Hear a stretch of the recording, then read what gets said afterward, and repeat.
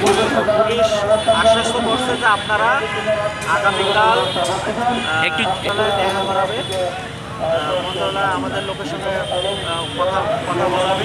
সেই সুবাদে আমরা এখানে আজকে অবস্থান কর্মসূচি করতেছি।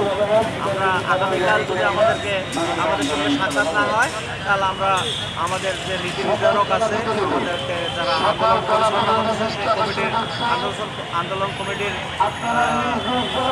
মানে দিক নির্দেশনা মোতাবেক আমরা সেইভাবে পরবর্তী পদক্ষেপ করব।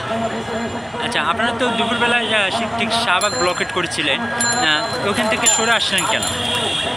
ওখানে আমাদেরকে শাহবাগ জনদুর্ভোগ এড়াতে, জনদুর্ভোগ যাতে না হয় সেজন্য পুলিশ আমাদেরকে আশ্বস্ত করছে আপনাদের ব্যাপারগুলো আমরা মন্ত্রণালয়ে তুলে ধরছি এবং আমাদের ব্যাপারগুলো মন্ত্রণালয়ে পাঠানো হয়েছে এবং মন্ত্রণালয় থেকে আমাদেরকে আশ্বস্ত আগামীকাল আমাদেরকে একটা ভালো রেজাল্ট দেবে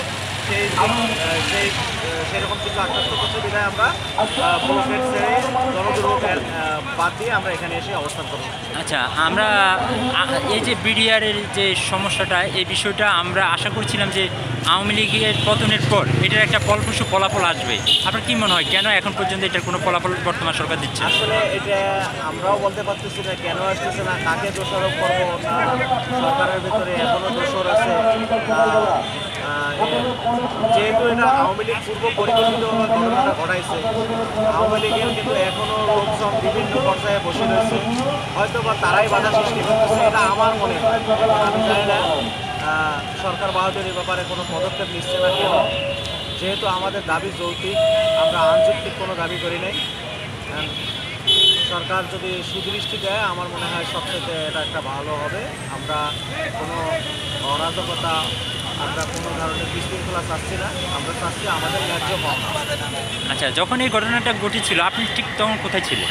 আমি ওই টাইমে যখন 2009 সালে পিলখানায় গণ্ডগোল, আমি তখন ছিলাম সাতক্ষীরে 41 সেকেন্ড ব্যাটালিয়ন অন ডিউটিতে ছিলাম। জানি না কোথায় কী হলো না হলো, ডাকে নিয়ে গেল, পুলিশ দাঁড়াই দিল, 7 বছর জেল দিয়ে দিল। কিছুই জানি না, কিছুই বুঝলাম না, কিছুই করলাম না, কোনো ধরনের কোনো দুর্ঘটনাও ঘটালাম না, কাউকে মারলামও না, খুন করলামও না, এমনি অটো জেল হয়ে গেল, বুঝলাম না ব্যাপারটা। আচ্ছা, কত সালে ছাড়া পেয়েছিলেন? আমি 2017 সালের এপ্রিলের ছাড়া দিয়েছি, এপ্রিলের 16 তারিখ না 17 তারিখে। আচ্ছা, আপনাদের কি মনে হয় সরকার কি এটা কোনো ফলপ্রসূ সমাধান দেবে, এরকম কোনো আশা পাচ্ছেন আপনারা? জি, আমি বুঝি নাই আবার। সরকার কি এটার কোনো ফলপ্রসূ কোনো সমাধান দেবে কি মনে হচ্ছে বর্তমান সরকারে?